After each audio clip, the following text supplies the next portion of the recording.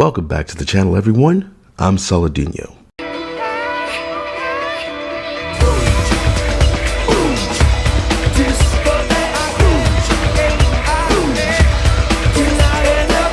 So there's this tweet by this woman, Catherine Everett. The tweet came out back in September. You may have seen it. It went viral. I can't remember how I heard about it. It seems like something I would have seen on V's Lack of Entertainment channel, or Hero High, Hero Hey, possibly Asmongold or Charlie, Penguin Zero. I don't know. Anyway, it was pretty viral, but I forgot all about it. I found it in my drafts, and I can't believe I did forget about it because it really speaks to the problem, the issue with women in male spaces, particularly with women being put in positions of power in male spaces, male hobbies. And I mean this specifically. It's not about hating women, although there are hateable women out there, and this Catherine Everett person is one of them. I was thinking of saying she's probably not as bad as, say, the execrable Alyssa Mercante, another insufferable woman in New York, because she's more cultured and brainy. She's always going to museums and parks, and she dresses nice, and she tweets about classic film and books and philosophy. But the more I went down the rabbit hole in this tweet and the aftermath of it, no, she's just as bad as Mercante. But okay, let's just get to the tweet first, and then we'll get into it. So like I said, back in September, she puts out this tweet. I am begging men of the world to be normal. And she's leaking DMs. Some guy slid into her DMs, so she posts the images. The first image, this guy, Ivan, and we know that because Catherine didn't blank the guy's name or profile picture out, sends her a tweet she posted that apparently went viral on its own, relatively speaking. She's standing next to a Mark Rothko painting. Four Darks in Red by Rothko, 1958, at the Whitney Museum. The heaviness of the black panel sinks into the painting, the weight, the burden, all else loses focus. For me, one of the most curious things about this piece is its wonderful afunctionalism. Yes, I see what you mean. Divorced from its function and seen purely as a piece of art, its structure of line and color is curiously counterpointed by the redundant vestiges of its function. And since it has no call to be here, the art lies in the fact that it is here.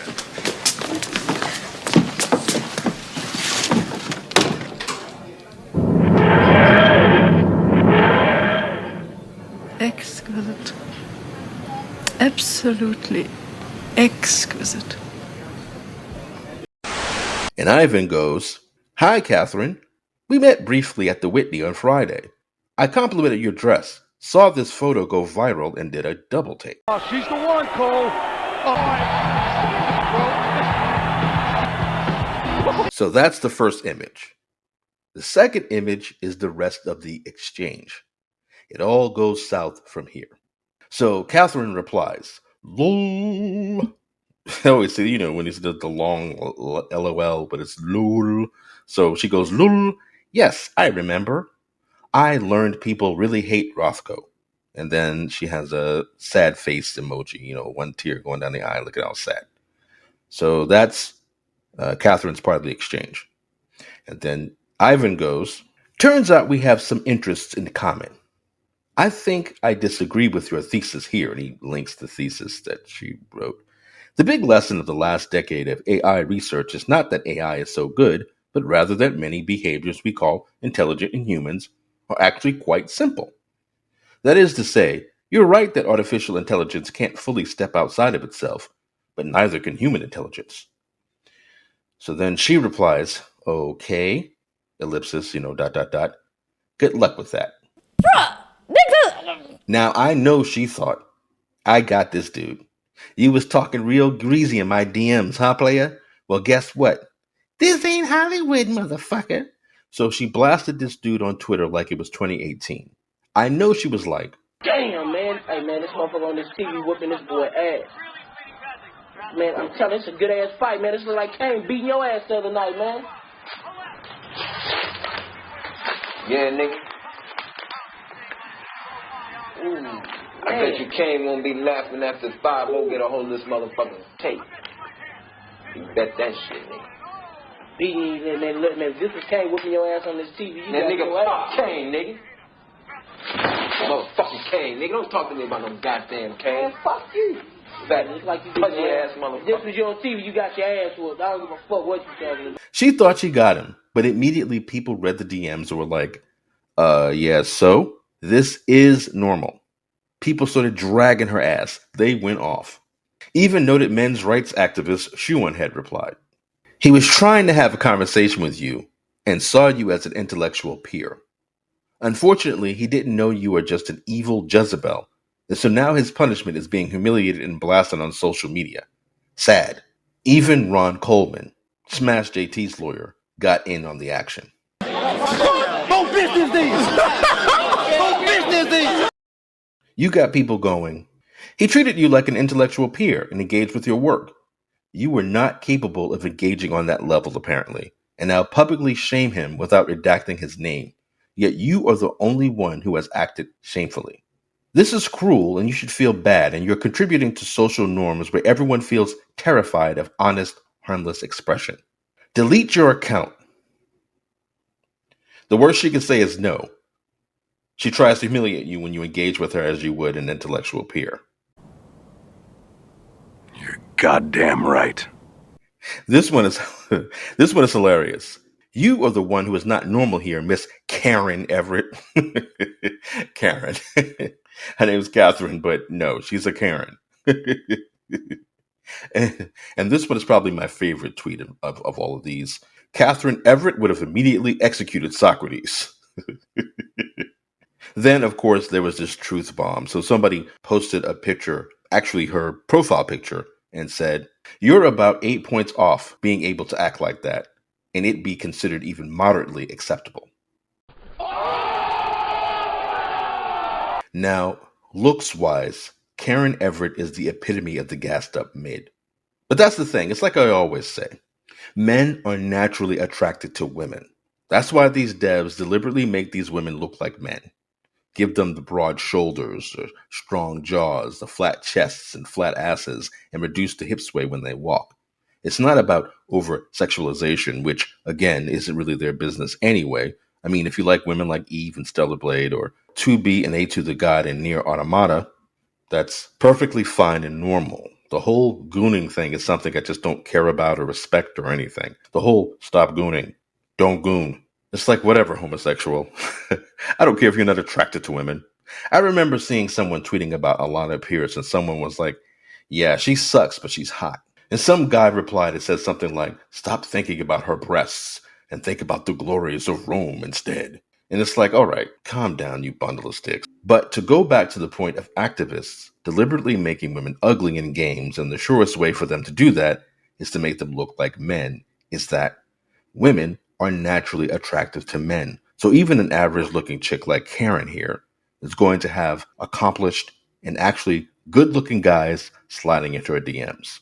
And this Ivan guy, even though she tried to drag him, actually has gotten a lot of attention from women because of his looks. It's like, so she posted this like it was some ugly creeper who slid into her DMs and insulted her or was inappropriate. No, that wasn't what happened. Now, he was definitely awkward, and I do think in her defense, slightly. A slight defense of her is that if you look at the exchange, "Hi, Catherine, we met briefly at the Whitney on Friday. I complimented your dress, saw this photo go viral, and did a double take." "Lol, yes, I remember. I learned people really hate Rothko." Sad face with a tear. "Turns out we have some interests in common. I think I disagree with your thesis here. The big lesson of the last decade of AI research is not that AI is so good, but rather that many behaviors we call intelligent in humans are actually quite simple. That is to say, you're right that artificial intelligence can't fully step outside of itself, but neither can human intelligence." Okay. Good luck with that. His reply to her completely ignores her statement about Rothko, so it's like, she's like, what are you talking about? I'm talking to you about Rothko, and now you're dragging me for my essay? So yeah, just because it was awkward and kind of normal for a man to talk to someone in that way, if you're a guy sliding into a woman's DMs, you should have more sense than that. And it's perfectly reasonable to assume that maybe he's trying to neg her, even though that's not technically how negging works. He was doing more of an academic thing where he's trying to spark a conversation, but he ignored her Rothko comment, or it appeared that way. So I was thinking about getting into this a little bit more. There's a whole interview that the guy does with this woman named Taco Bell. But anyway, but I probably won't get a chance to show that here. But he explained that he had already typed out his message, the one about talking about her thesis or whatever, before she replied, so that by the time she replied, he was already ready to hit send, so he just sent it. Plus, it seems the way he was talking, he thought it would be more of a value to recognize her work, but whatever. She was perfectly in her right to not like how he came off on a personal level. Being this thin-skinned and having such a massive yet fragile ego could really hurt you and your opportunities in life. But that's her fucking problem. The issue for me is that there are too many women like this working in comic books and gaming and games media and Hollywood who are destroying male-dominated franchises and hobbies because they don't understand men. They don't want to understand men. They prioritize their feelings over everything else, and they find ways to victimize themselves even when they started the problem. So in this situation, with this DM exchange, she immediately got offended and leaked the DMs. Being offended and posting the DMs isn't actually even the problem. It's posting the DMs without censoring the guy's name. It's the intent to destroy this guy just for offending her. And not even offending her by making a vile sexual comment or insulting her or threatening her. He offended her by saying he didn't agree with her. If her point was just that this isn't a normal way to slide into a woman's DMs, fine. But that wasn't her point. If she blacked out his name and profile pic, fine. But she didn't do that. She thought it was 2018 and she wanted to destroy him. This is the problem with women in a lot of these spaces with all this power. A lot of women are like Karen here, where she literally thinks an annoying DM is worth a public reckoning. I'm speaking to the choir, I'm sure. But these clowns who defend this woke shit just assume that a woman being annoyed, offended, is an actual victim. That if a woman says, I don't approve of sexualized women in media, that means it's perfectly fine and reasonable to hire the ugliest actresses you can find. That you can hire men who think they're women to play as actual women. That you could turn once famous sex symbols like She-Hulk and Lara Croft into feminist icons. Her mentality, Karen's mentality, was, this guy slid into my DMs. He insulted me by disagreeing with me. I'm going to post his name and picture on Twitter and try to get him canceled because of it. This is sociopathic, and there's no accountability on her part. To this day, months later, she's still acting like what she did was justified. She keeps making these comments about incels and people getting hysterical over her tweets, or men getting hysterical over a picture of a woman's face in the timeline. Stuff like that. To this day. To this day. To this day. To this day.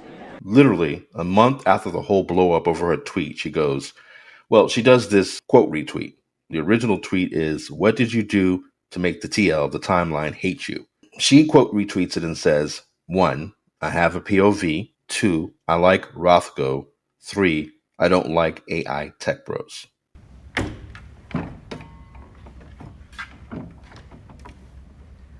What?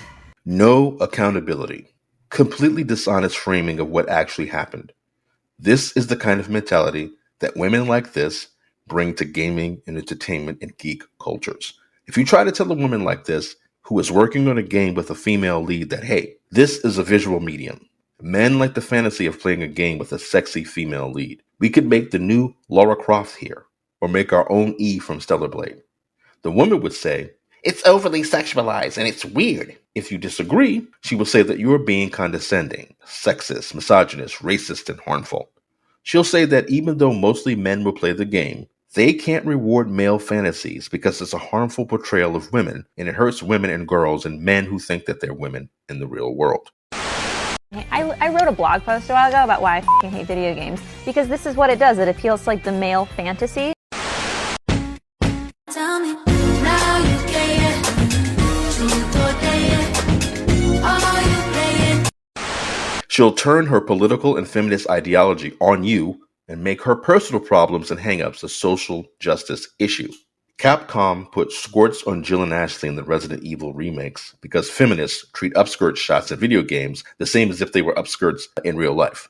And it's not like they even had to allow the camera to look up the character's skirts. They just did this stupid squirts thing to appease people who had never played the games anyway. And listening to people, nobody asked to be put in charge of deciding what gamers should or shouldn't have in games. And I'm not exaggerating. So I said that Karen's justification for not censoring Ivan's name and picture was a public reckoning. Here's a more succinct timeline of the viral tweet and its aftermath. So this guy, Critter on Twitter, sums it all up. Summary of the day's roller coaster drama since Catherine has locked, and it is hard for readers to piece together. Preface. 3 days ago, Catherine tweets photo in front of a Rothko. The tweet goes micro-viral, leading to Rothko and girl in front of object discourse. Yeah, she did block her tweets or protect her tweets for a while, but she's unprotected again, as well, so to speak. The tweets are not locked anymore. Act 1. A fellow named Ivan sees above tweet and realizes he spoke to Catherine that day. He DMs her and tries to start up a conversation. She responds by trying to publicly humiliate him, in her words, to cause a public reckoning for Ivan. Because someone goes, and as part of the backlash, one of the people who replied to her original nonsense, I'm begging men of the world to be normal tweet, somebody was like, posting this without censoring the person's name/face also isn't normal. And she replied, the point is a public reckoning. So back to Critter on Twitter here. Act 2. The replies and quote retweets responding to this attack on Ivan unanimously criticizes Catherine as the bad guy. Daniel tells her to delete her account. I don't know who Daniel is, but I remember reading his tweet even for this video. But anyway, she doubles down, insulting Ivan again and saying he is not her intellectual peer.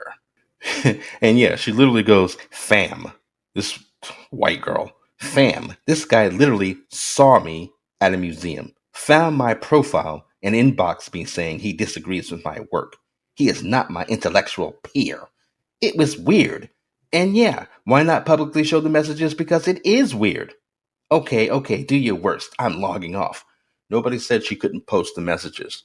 She knows that they're talking about posting this guy's name and face instead of like redacting it or censoring it. Because she was trying to get him in trouble. She was trying to get him not just in trouble, she was trying to destroy him.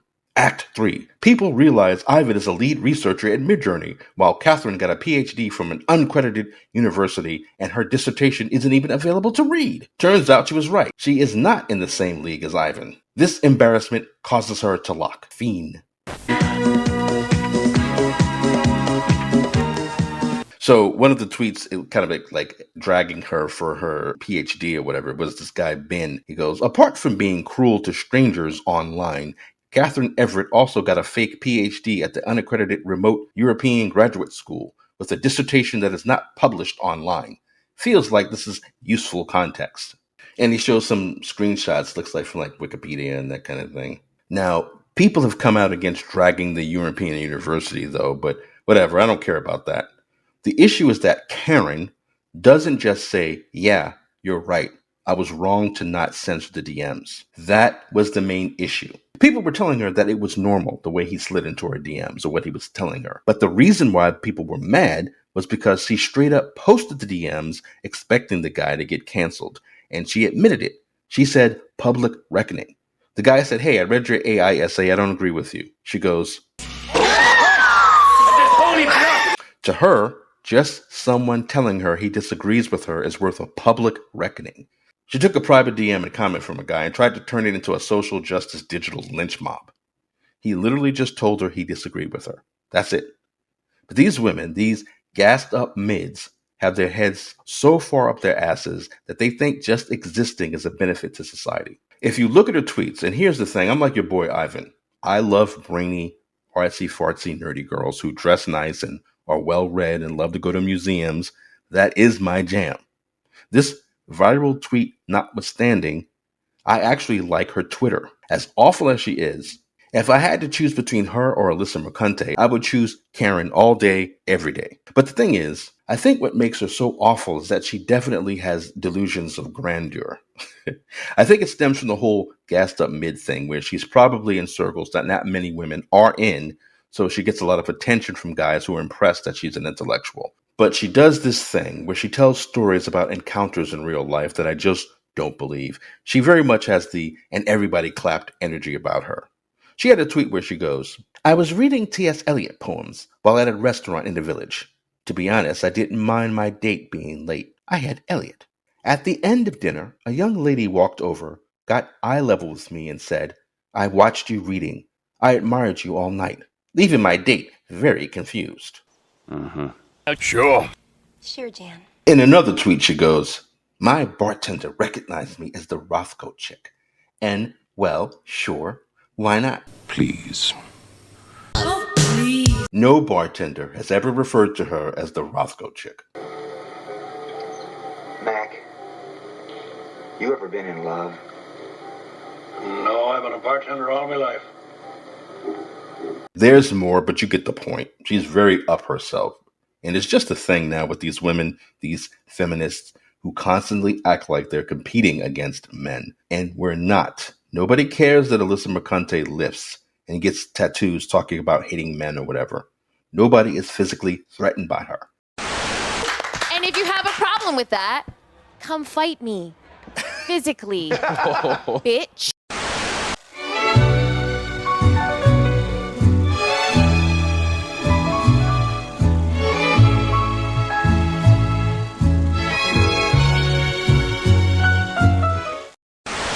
And in both cases, this Karen Everett here and Mercante, they justify being shitty people by turning their bad personal qualities, dishonesty and stupidity on Mercante's part, insecurity and self-aggrandizement on Karen's, into a critique of the patriarchy. And again, many such women are writing superhero comics and action-adventure video games and making decisions on Star Wars and The Lord of the Rings and anime and manga. It's not that they're women. It's that they're women who feel entitled and lack accountability. And there aren't any men telling them no. In fact, there are men actively enabling them. I'll end it with this. I showed this tweet already where she's, quote, retweeting someone who goes, what did you do to make the timeline hate you? And Karen goes, 1, I have a POV, 2, I like Rothko, and 3, I don't like AI tech bros. Then some guy goes, wasn't your biggest viral drama when you entirely justifiably didn't like a man being condescending as shit in your DMs? And everyone went into a blind fury because you didn't just take it? With this stupid, sweating, laughing emoji.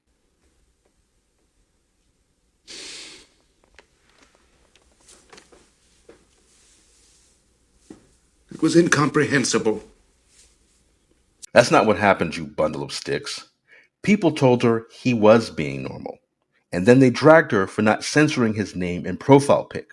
There was no blind fury. They just called her ass out. Because there is a thing that women be doing on the internet sometimes, which is posting publicly about when they reject men, because it's a cheap trick to get internet points.